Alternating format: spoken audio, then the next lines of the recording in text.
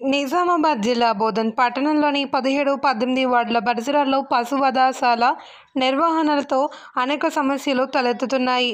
వధశాల నుండి వెలువడుతున్న వ్యర్థాలు పక్కనే ఉన్న పంట పొలాల్లోకి చేరిపోవడంతో రైతులు తీవ్రంగా నష్టపోతున్నారు.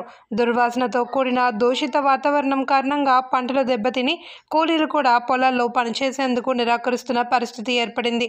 ఈ సమస్యలపై అధికారుల దృష్టిని ఆకర్షించేందుకు రైతులు, కాలనీ వాసులు కలిసి బోధన్ సబ్ కలెక్టర్ మరియు మున్సిపల్ కమిషనర్కు వినతి పత్రాలు సమర్పించారు. వధశాల వద్ద పశువుల మృతదేహాలు నిల్వ చేయడమే కాకుండా దుర్వాసన వల్ల స్థానికులు విష జ్వరాలు, అనారోగ్య సమస్యలతో బాధపడుతున్నారు. పక్కనే ఉన్న ప్రధాన రహదారిపై ప్రయాణించే వాహనదారులకు సైతం ఈ దుర్వాసన తీవ్ర అసౌకర్యం కలిగిస్తుంది.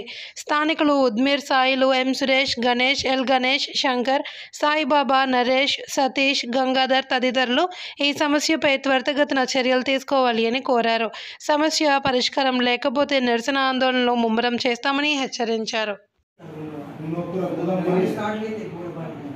गोदाम बन लिए तो मतलब किसी कोई अगर प्राइवेट अपना लैंड में कुछ बना रहा तो हम लोग कुछ नहीं बोल सकते। खरीद के अपना लैंड में गोदाम बनाए, कोई भी बनाए, हम लोग उसमें कुछ नहीं कर सकते।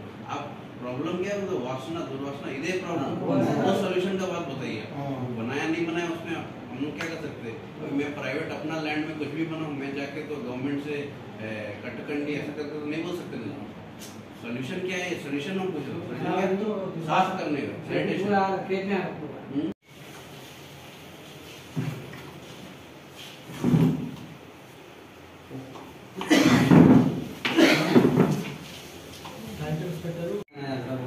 साफ कर वहाँ से हम अपना मामापुरम से पूरा रोड पे भी डाले जो गोबर जो अंतड़ा पूरा म्यूनसिपालिटी को बोल के हम మా ఉద్మీర్ గలీలో ప్లస్ కుంకుమ గలీలో దుర్వాసన వల్ల మేము సబ్ కలెక్టర్ గారికి మరియు మున్సిపల్ కమిషనర్ గారికి వినతిపత్రం అందజేయడం జరిగింది.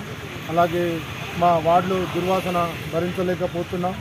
మేము ఎక్కడి నుంచో మొక్కలు తీసుకొచ్చేసేసి ఇక్కడ గోదాములు నిర్ణయించి మన నిల్వ చేస్తూ ఉన్నారు. ఇక్కడ బైపాస్ దగ్గర గోదాములు కట్టేశారు. ఆ గల్లీలోకి దుర్వాసన వచ్చేసేసి బాగా స్మెల్ వస్తుంది.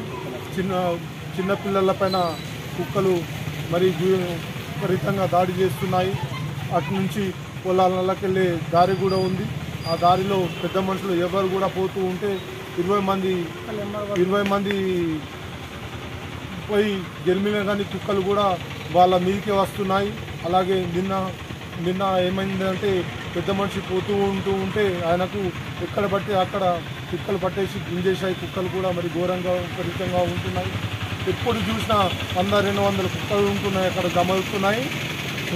కాబట్టి ఈరోజు సబ్ కలెక్టర్ గారికి మేము వినతిపత్రం అందజేయడం జరిగింది. అలాగే మున్సిపల్ కమిషనర్ గారికి కూడా వినతిపత్రం అందజేయడం జరిగింది.